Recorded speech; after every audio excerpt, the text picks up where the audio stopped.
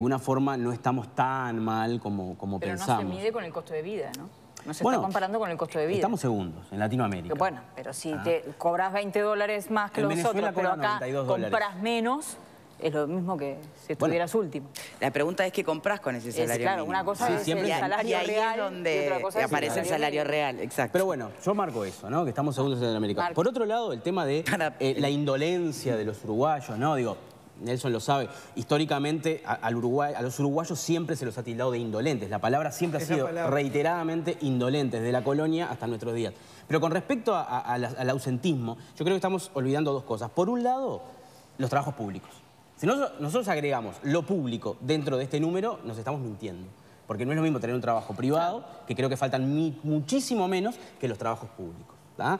Y por otro lado, los jóvenes, como decían ustedes, a nivel mundial están lo que se llaman millennials, abandonan el trabajo fácilmente. Es otra cabeza, ¿no? Es otra cabeza, ¿no? Entonces, ni tanto ni tampoco, ¿no? Yo creo que de alguna manera los uruguayos, si bien tenemos esa raíz indolente que viene de España, los trabajadores privados faltan menos que los trabajadores públicos, por obvias razones. Pues ellos no cobran. Sí. En todo caso, bueno, el tema partió de un puerto y se ha ido como... y está bueno, ¿no? Algunas cosas que se han dicho al pasar. Yo puedo... A ver, la primera cosa, porque es justo hasta para el público que nos está viendo, y mis compañeros, y mi querido amigo, nuestro invitado, los compañeros de la tribuna, todos, yo soy de los que... Yo no me confundo... Yo soy de los que vive como una buena noticia que los trabajadores ganen más.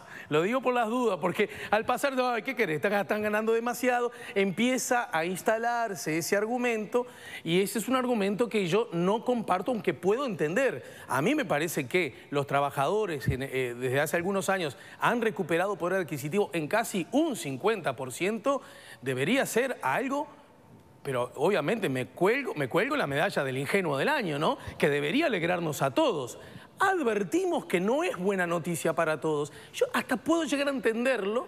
Yo puedo llegar a entender que el empleador no lo viva tanto como buena noticia, pero también advierto que hay portavoces de esos empleadores que lo viven como una mala noticia también. Bueno, en fin, yo digo esto con absoluta claridad. Que los trabajadores ganen más es para mí una buena noticia. Y hay una cosa que se dice al pasar y no se aclara, que el aumento vos lo insinuaste recién, Nelson, el aumento del salario en Uruguay desde hace ya mucho tiempo es un aumento consensuado, acordado. Y la enorme mayoría de los consejos de salario, la enorme mayoría, es acuerdo entre trabajadores y empleadores y también el Estado. Por lo tanto, el empleador estuvo de acuerdo en dar ese aumento.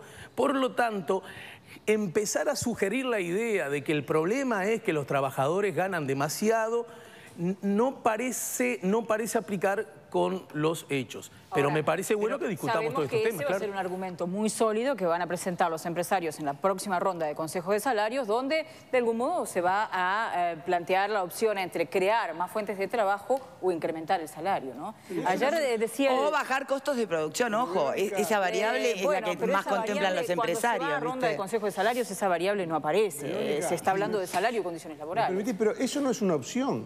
Y no es una opción por una razón... No, te explico por qué. Por una razón elemental.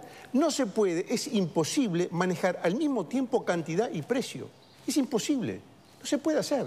Entonces, si se maneja una variable, que es la variable precio, o sea, el salario, no se puede manejar la variable empleo. Es imposible, pero por definición. Entonces, ahí está. Pero no es un... Pero, Verónica, a ver... No es un tema de voluntad, no es un tema de deseo, no es un tema si te gusta o no te gusta. No se puede manejar al mismo tiempo. Imagínate, por ejemplo, en el tema de la inflación. El gobierno imprime muchos billetes, o sea, cantidad de dinero. No puede controlar la inflación, porque no se puede controlar al mismo tiempo cantidad y precio. Es imposible. Entonces, si no se entiende esto, cualquier discusión que se haga es superflua. La gente puede cambiar de canal y poner dibujitos animados, porque si no se entiende esto, que no se puede controlar al mismo tiempo cantidad y precio, es imposible seguir hablando. Si se sube el salario real y sube por encima de la productividad, va a bajar el empleo. Es así, no es un tema de voluntad. ¿Cómo se explica que la economía uruguaya sigue creciendo? Hay una proyección para el 2018 de un 3% y sin embargo no va a crecer el empleo. Ahí está, justamente. Pero justamente sube el empleo, sube el salario y baja el empleo. Tú misma estás reconociendo. Pero Verónica, tú misma estás poniendo el ejemplo de cómo esto impacta en la realidad. Sube el salario por encima de la productividad, baja el empleo.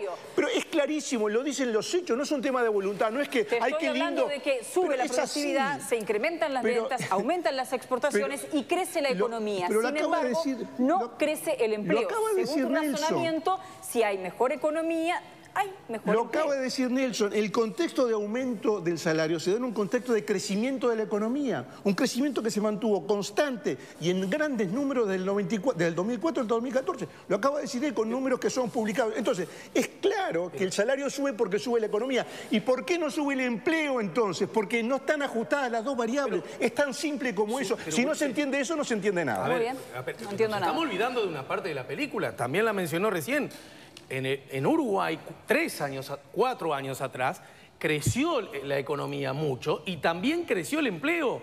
Llegamos al 5% de desempleo. Por lo tanto, sugerir, otra vez insisto, que el aumento de los salarios provoca desempleo no es necesariamente adecuado. Y además, pongo otro ejemplo que tiene que ver con la historia, chiquilines. ¿En qué país estábamos hasta hace un rato donde los salarios no aumentaban y tampoco aumentaba el empleo?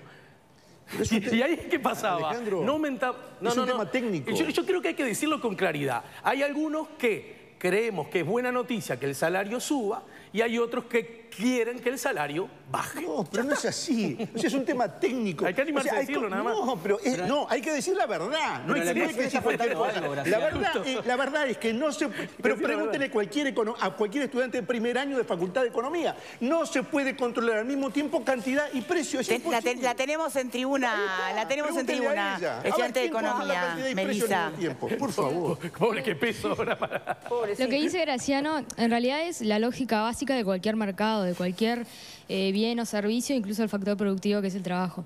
Lo que sucede es que es muy abstracto el análisis porque dentro de la función de producción de las empresas hay un montón de variables que juegan para algunas empresas, algunos sectores, los precios internacionales, los costos de producción, la tecnología, y justamente es lo que quería mencionar. Ver el desempleo y el subempleo separado por sectores de actividad me parece mucho más útil y ahí se puede llegar a ver justamente el efecto que está teniendo el cambio tecnológico en nuestra economía y poder analizar qué características tienen esa masa de desocupados, de desempleados que hoy en día de repente responde mucho a las necesidades de especialización que hay para poder insertarse mejor en el mercado laboral. Perfecto. Y ahí va la pregunta, ¿quiénes son los grandes perdedores en este momento, en este contexto de la economía de nuestro país? Bueno, los grandes perdedores siempre son los más pobres, ¿no? O sea, hoy digo, que ni siquiera están considerados, porque no tienen ni salario mínimo, ni tienen empleo. O sea, la pobreza bajó mucho, la indigencia bajó mucho y sin embargo seguimos con con miles de uruguayos que viven en una situación que es lamentable, ¿no? Que no nos duele porque no los ve. O sea, digo, los sindicatos pueden protestar y son más visibles, los productores pueden protestar y son más visibles. Los que están en la lona no los vemos. El día que salten eso va a ser un gran problema, porque nosotros tenemos situaciones que son lamentables. Uno cuando habla, y cuando digo lamentable, lo digo de vuelta, ¿no? Es fácil identificarlo lamentable, es difícil solucionarlo. Pero digo, el gobierno del Frente Amplio arrancó en el 2005 con un plan de emergencia social porque veníamos de una crisis.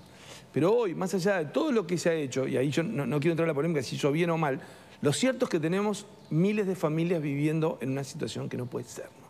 Cuando uno habla con gente que trabaja en esas zonas, duele demasiado, ¿viste?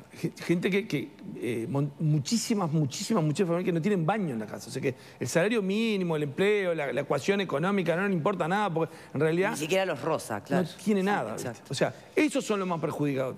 Porque cuando la economía crece tanto, de alguna forma arrastra todo. Yo creo que era un poco lo que decía hoy Alejandro cuando hablaba. No es que crecimos 1 año, 2 años. Acá los distintos países de América Latina han crecido, se han estancado, han entrado en recesión. Uruguay siguió creciendo. Pero no logró el enganche Sin total embargo, deseable. tenemos eso. Eso quiere decir que hay algún país que está libre. Bueno, no, digo, en todos los países hay pobreza. Ahora, cuando hablamos de los más perjudicados, esos son los más perjudicados. Lo otro que tenemos es determinado nivel de empresas que cuando hay una situación de costos no tienen margen y aguanta sin rentabilidad un año, aguanta... O cuando se dice rentabilidad, parece algo tan abstracto. ¿Cuánta plata gana? O sea, uno tiene dos opciones. Me siento en una reposera y me tomo un licuado y pongo la plata a invertir en el mercado financiero y no hago nada, o pongo un negocio. Si pongo un negocio y tomo riesgo, quiero ganar más que estando en el perezoso invirtiendo financieramente. Bueno, en Uruguay, ¿sabes cuál es un problema que falta para hacer? Los trabajadores muchas veces reclaman que las empresas dan información. Y es cierto. Porque en Uruguay, como las empresas son tradicionalmente familiares, no dan información. Si acá tuviéramos las empresas todas cotizando en bolsa de valores y obligadas a mostrar sus números, la gente vería que un montón de empresas que piensa que ganan millones hace tiempo que no dan dividendos. Cuando no dan dividendos, el accionista se inquieta y dice, ¿cómo? ¿El mito de la rentabilidad está en que es superior a lo que la gente se imagina? No, es distinto. Yo lo he visto con algunos que me dicen, tal empresa. Después la gente se da cuenta cuando esa empresa cierra o cuando entra en dificultades. Pero te dicen, esto están haciendo la plata apalada. Y vos... que uno que tiene la posibilidad de ver balance dice, no, esto no está, esto hace 3 años que están empatando. O sea, ese es un problema que se está dando, es real ese problema. O sea, habrá algunos que son mayorones, habrá otros que sabemos presentar. Es real que hay una cantidad de empresas de los distintos sectores que en Uruguay hace 2 o 3 años no están dando ganancia. Y eso, el tipo que tiene una empresa la tiene para ganar plata, no la tiene para tener ahí, para darse el ticket de tener una empresa. Y a la hora de contratar personal, el costo es alto.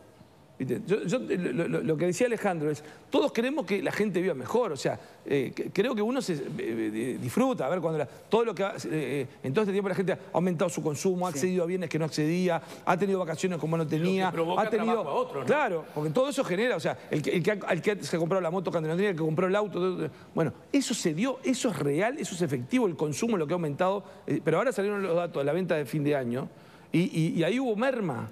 Sin embargo, explotaba, porque vienen los argentinos y yo, esto está barato, lleva 2, ¿viste? Bueno, y ves cómo consumen. Bueno, no es la realidad de todo el país, eso evidentemente, y no es la realidad de toda la población. Hay gente que está pasando dificultades y cree que le engañan. Uruguay no miente con las estadísticas como ha pasado a otro país. Cuando uno da el dato de PBI, de inflación, los datos son serios. Sin embargo, la gente puede sentir una contradicción. ¿Por qué? Porque hay trabajadores que la están pasando mal, porque hay muchas empresas que la están pasando mal. O sea, y yo creo que eso no se entiende porque todo se termina viendo, ¿viste? Con la lupa política de si uno dice una cosa y el otro dice otra cosa. Y entonces ahí se demora en tomar decisiones. Pero en el fondo está un tema que es, a todos nos gusta vivir bien, pero todos los uruguayos estamos viviendo por encima de nuestras posibilidades. ¿Por qué? Porque estamos gastando mucho más de lo que tenemos. Eso en algún momento se paga. Porque hoy Uruguay tiene un respeto en los mercados internacionales con la deuda, pero estás acumulando. O sea, si todos los años tenés 2.000 millones de dólares de deuda, 2.000 palos verdes, 2.000 millones de dólares, es el agujero. Sí. Todos los años... No sé cuánto lugar ocuparía espacio físico. Por eso habría que verlo, viste que habría que verlo físicamente. Bueno, todo ese dinero, o sea, ahora... ¿Es fácil solucionarlo? No, no es fácil. Es dificilísimo. Pero ese es el gran problema del Uruguay. Porque eso, vos no podés tirarle a tu nieto. ¿Volvemos a las frases de Pepe Mujica? ¿El gran problema es el consumismo? No, yo no creo que es por consumismo. Mirá, Mujica dijo una cosa que yo lo escuché en la Beneverit cuando hizo, antes de ser presidente, él dijo, yo con la plata, con el fisco voy a ser muy cuidadoso, porque yo soy un viejo machete. Lo aplaudió toda la Beneverit. Y yo vos es que le creí y sin embargo el gobierno de Mujica no fue machete, ¿no? El resultado fue un déficit grande. Preguntale a Tabaré Vázquez. Claro, es difícil. Ahora, ese es el gran problema de fondo que está atrás, porque eso genera una distorsión en la economía y un costo que es un peso muy grande. Nelson Fernández, muchísimas gracias por habernos acompañado. Esto tiene 1000 puntas más, podríamos haber seguido profundizando en esto, pero bueno, no nos da el tiempo. ¿Cuándo y dónde presentás el voto del agua tibia, Nelson? Bueno, mirá, vamos a hacer, en Montevideo no hicimos la presentación porque fue muy sobre fin de año, ahora en Punta del Este el miércoles que viene. Es el Hotel Agua en Pedregosa Sierra. En Pedregosa Sierra, sí. Vamos a hacer una presentación, es un libro que habla mucho de esto que estamos hablando, que trata de ver hacia el 2019 cuáles son las procesiones políticas electorales hacia el 2019, pero tomando algunos puntos de partida, no quiero entrar en mucho detalle, pero el año 89 como un año que generó todo lo que tenemos hasta ahora, un 2015 que fue un año bisagra, y el camino al 2019. En un año, o sea, Este año, 2018 y el 2019, son impresionantes para América Latina, con elecciones claves, fundamentales, en Colombia, Costa Rica, Brasil, México, Argentina, Uruguay, Bolivia, Venezuela, si lo hubiera. Bueno, todo ese ciclo, bueno, vamos a hablar de eso. Victoria, yo leí un libro de cabecera, promete ser, ¿no? Dos cosas. Bueno, primero... El voto de un crack Agua perdido. Tibia. Lo leí, está fenómeno y lo recomiendo con mucha fruición. Bien. Bueno, el voto del Agua Tibia. El voto del Agua Tibia está en la librería. Muchas gracias, Nelson, por habernos acompañado.